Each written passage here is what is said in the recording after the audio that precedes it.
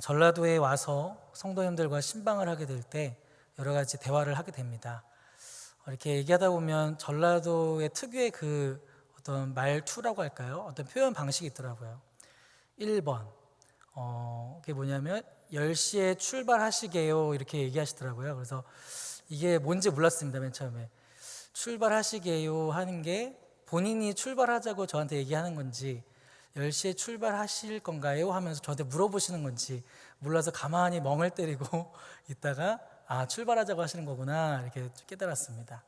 그리고 자주 쓰는 표현 2번 뭐냐면 뭐뭐를 해버렸다, 이렇게 해버렸다라고 이렇게 과거형으로 이렇게 얘기하시는데요.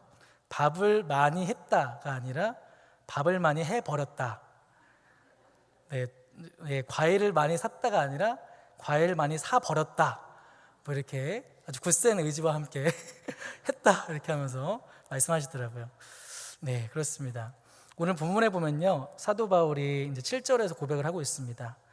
여러 계시를 받은 것이 지극히 크므로 너무 자만하지 않게 하시려고 내 육체의 가시 곧 사탄의 사자를 주셨으니 이는 나를 쳐서 너무 자만하지 않게 하려심이라.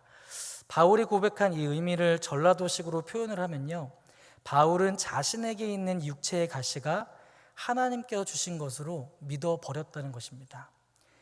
자신에게 있는 육체의 가시가 너무 고통스러워서 오죽했으면 사탄의 사자라고 여겨질 정도로 고통스러운 그 가시가 하나님께서 주셨다라고 고백하고 있는 것입니다. 아무래도 이 바울이 한국으로 귀화를 했다면 전라도 쪽으로 귀화를 하지 않았을까. 네, 그러니까 잊어버리셔도 됩니다, 이런 말은. 네, 육체의 가시. 근데 이 육체의 가시가 굉장히 우리가 궁금하잖아요. 그런데 성경에 분명하게 나와 있지는 않더라고요. 그래서 제가 책을 좀 참고해 봤는데, 다메섹 도상에서 강력한 빛을 쬐고 난 다음부터 아마도 안질로 고생한 것을 육체의 가시라고 말했다라는 설명도 있었고, 또 바울이 심각한 두통이 있었을 것이다 그렇게 표현한 사람도 있고, 또 바울에게 다가온 영적인 유혹을 말하는 것이다 이런 견해도 있었고요. 또 바울의 복음 사역을 반대하는 자들을 두고 육체의 가시라고 표현하는 것이다 라는 다양한 설명들이 있는 것을 봤습니다. 그런데요, 바울이 경험했던 육체의 가시가 정확하게 어떤 것을 가리키는 거라고 성경에 나오지는 않지만, 그 육체의 가시는 분명 바울이 사탄의 사자라고 말할 정도로 아마도 그의 복음 사역에 지장을 줄 수 있을 정도의 고통스러운 부분이었을 것이다 라고 우리는 추측을 해볼 수 있습니다. 하나님의 허락 없이는요, 참새 한 마리도 떨어지는 법이 없습니다. 이 세상에서 하나님의 주권 밖에 있는 것은 그 어떤 것도 없습니다. 하나님의 자녀들에게는 우연히 어쩌다가 운이 좋아서가 아니라 모든 것은 다 하나님의 계획하심 가운데 주어지는 필연인 것입니다. 바울은 자신에게 다가와 있는 육체의 가시에 대한 부분을 하나님께서 주셨다라고 여겨버렸습니다. 부분적으로만 내가 받아들이고 싶은 것만 골라서 내 계산에 맞는 것만 취해서 하나님의 섭리로 받아들이지 않았다는 사실입니다.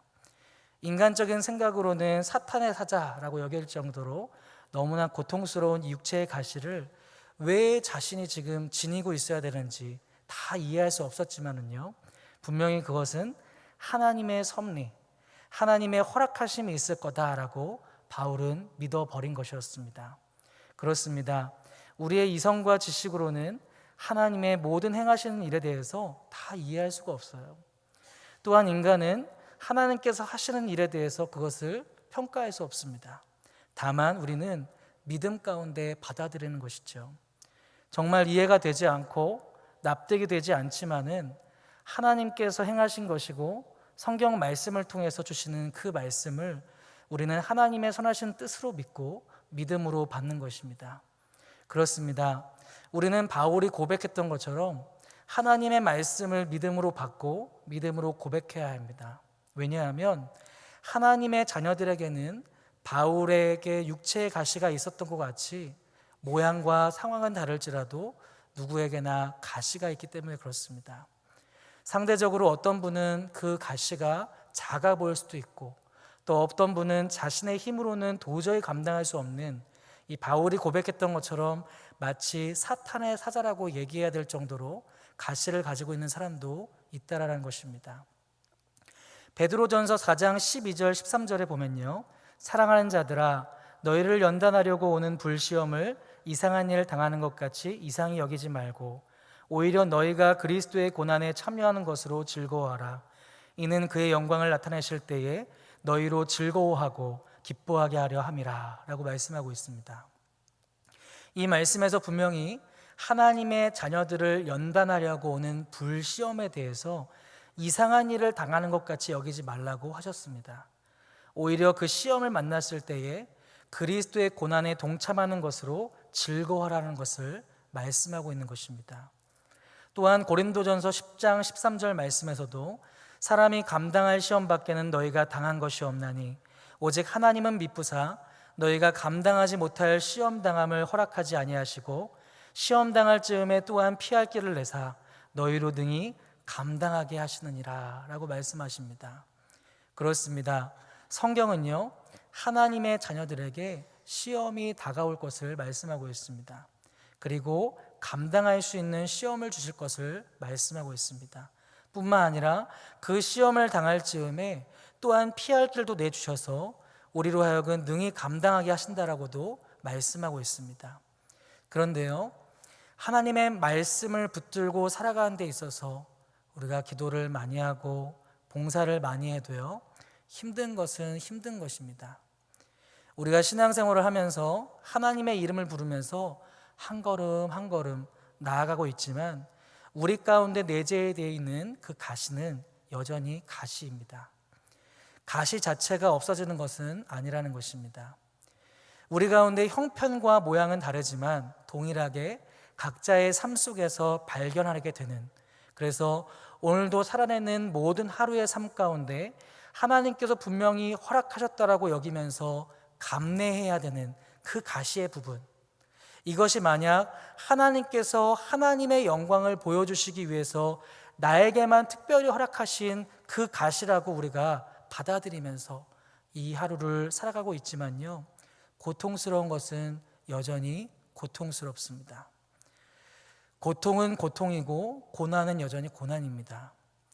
성경의 욥의 이야기를 보면서 욥이 고난을 잘 감당해서 갑절의 축복을 받았다고 해서 나도 욥이 받은 그 축복을 받고 싶어서 욥과 동일한 고난을 다 받아내고 동일한 복을 똑같이 받고자 하는 사람은 아마도 없을 것입니다.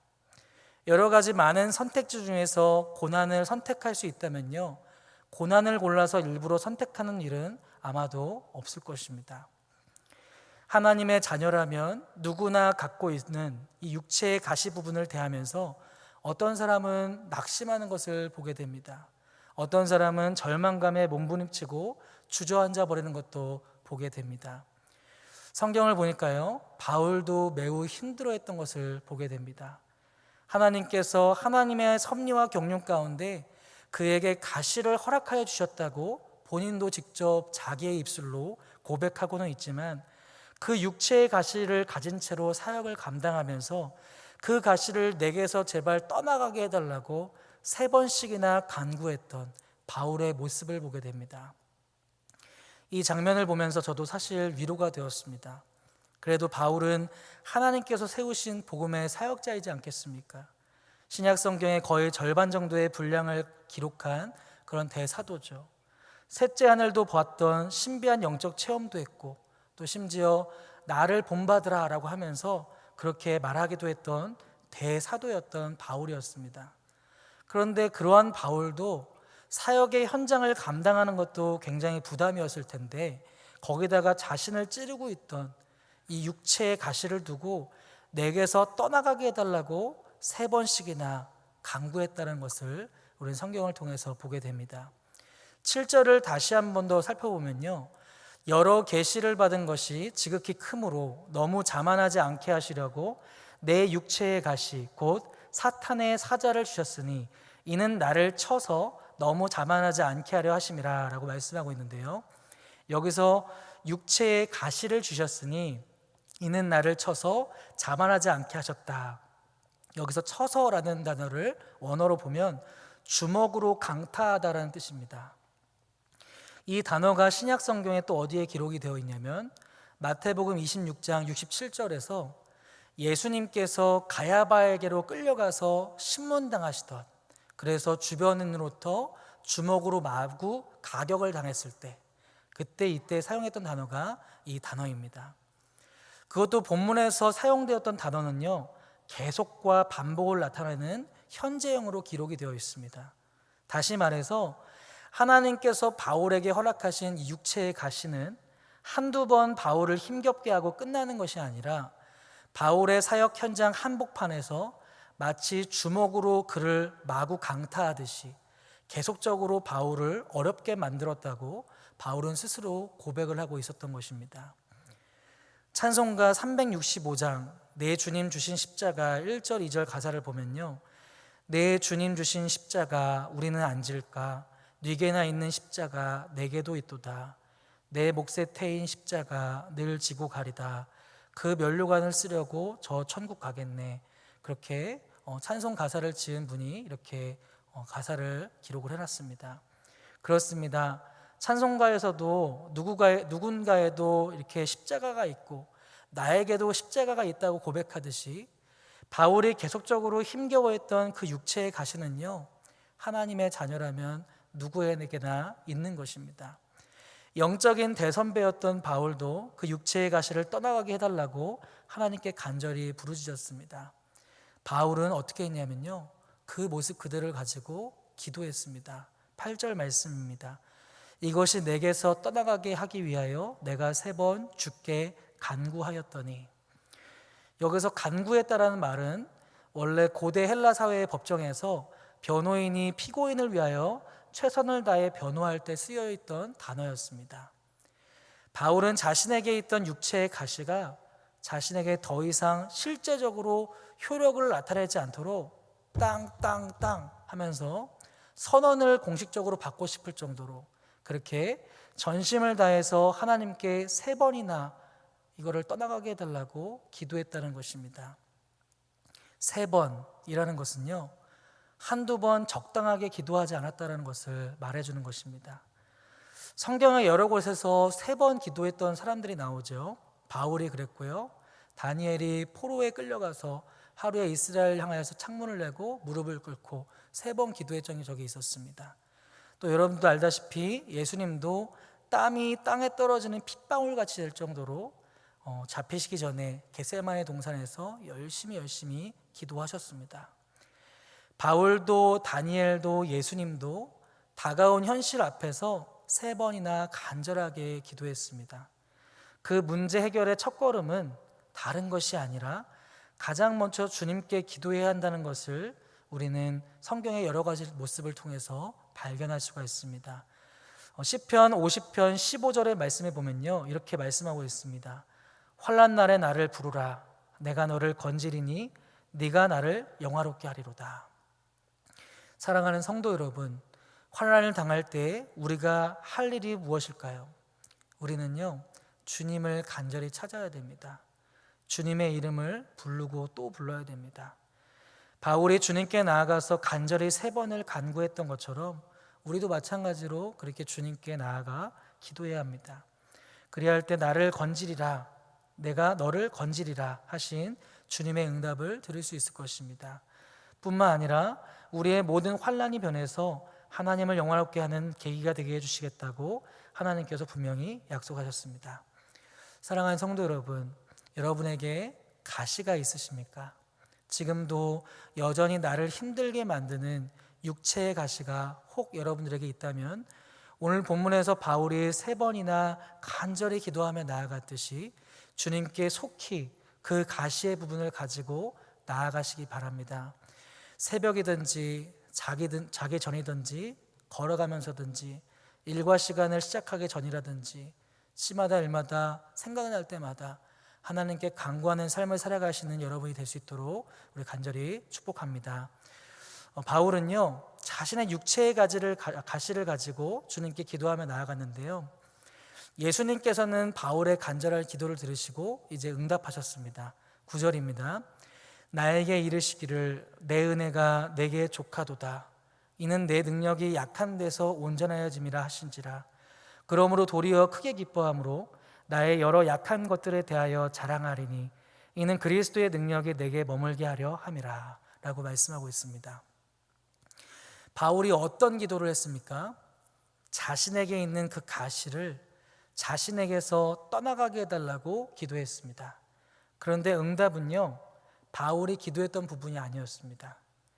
내 은혜가 내게 족하다. 그것이 예수님께서 바울에게 주신 응답이었습니다.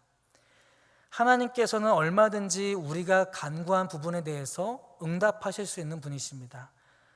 예전에 책을 보니까 5만 번 이상 기도 응답을 받았던 조지 뮬러라는 사람을 봤는데요, 정말 여러 가지를 기도했는데 그거를 정말로 많이 들어주셨다는 것을 보게 되었습니다. 또한 우리가 요한복음 14장 13절 14절 말씀에서 예수님께서는요, 너희가 내 이름으로 무엇을 구하든지 내가 시행하리니 이는 아버지로 하여금 아들을 인하여 영광을 얻으시게 하려 함이라. 내 이름으로 무엇이든지 내게 구하면 내가 시행하리라 라고 약속하셨습니다. 하나님은 우리가 기도할 때에 우리의 기도를 들어주십니다. 그런데 우리가 기억할 것은 주님은 우리의 간구를 다 들어주시는 것은 아니라는 것이죠. 사도 바울은 분명히 육체의 가시가 떠나가게 해달라고 간절히 기도했습니다. 그렇게 간절히 기도했건만 육체의 가시는 그대로 그의 육체에 머물러 있었습니다. 그럼 하나님께서 바울의 기도를 응답하지 않으신 걸까요? 바울의 기도가 아무런 소용이 없는 기도였을까요? 그렇지 않다는 것입니다. 주님께서는 주님의 뜻대로 바울에게 응답해 주셨던 것이었습니다. 비록 바울에게서 육체의 가시가 떠나지는 않았지만 바울은 그 가시로 인해서 부족함 없이 함께 하시는 예수님의 은혜를 받게 되었습니다.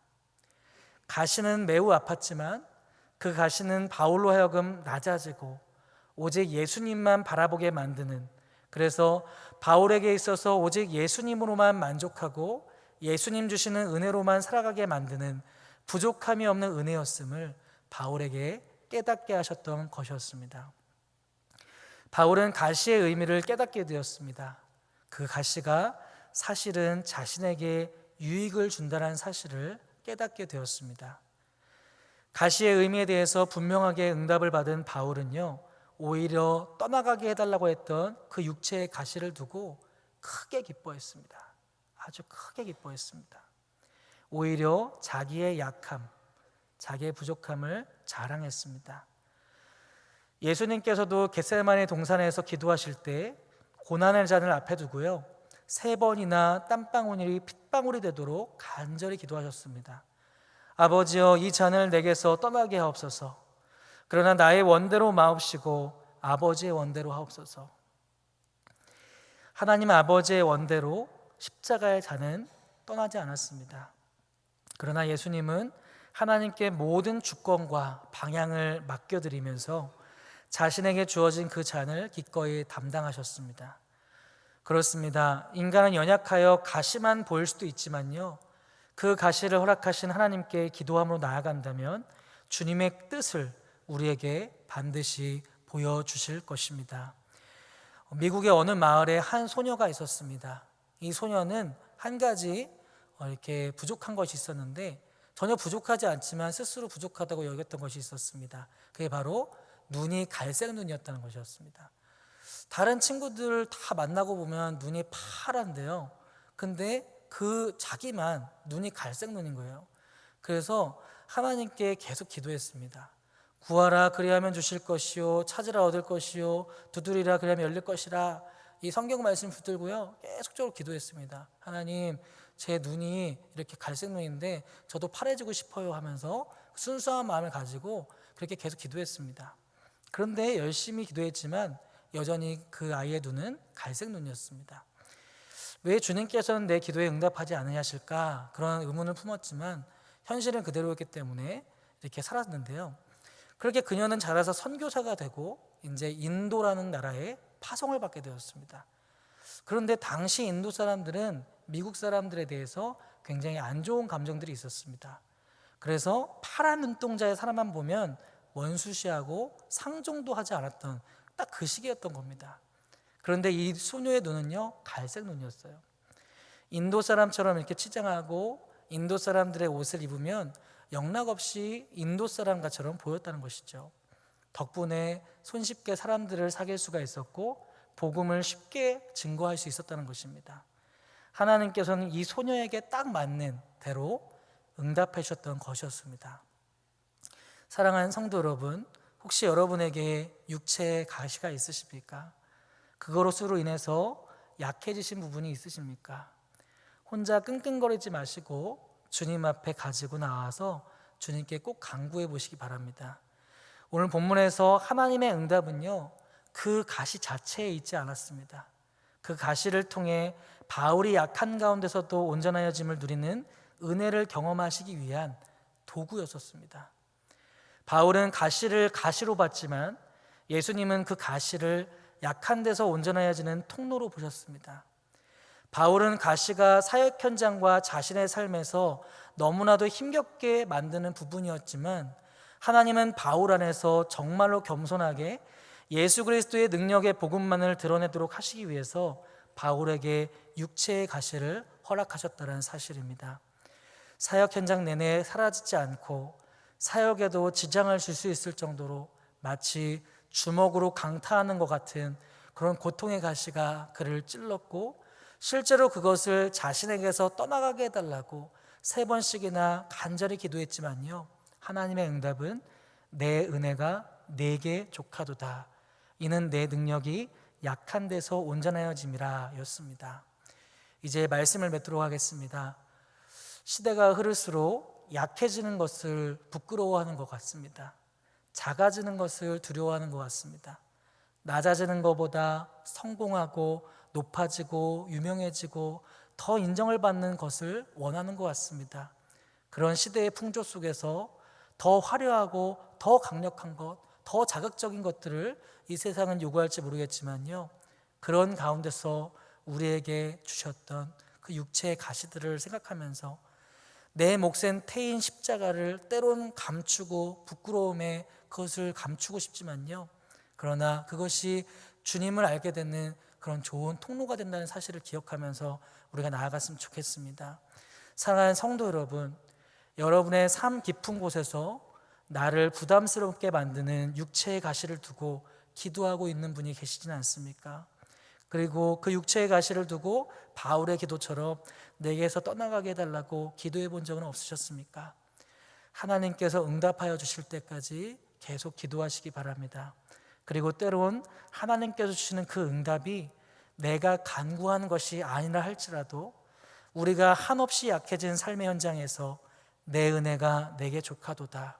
이는 내 능력이 약한 데에서 온전하여짐이라 라고 말씀하시는 주님의 음성에 끝까지 귀 기울이시기 바랍니다. 예수님은 가장 예수님답지 않은 길을 걸어가셨습니다. 만왕의 왕이시고 만주의 주이신 예수님께서 가장 극악한 죄인들만 진다는 그 십자가를 지셨습니다. 자기 비하의 극치인 그 길을, 그 모든 과정의 잔을 다 마시셨습니다. 예수님은 가장 낮아지셨습니다.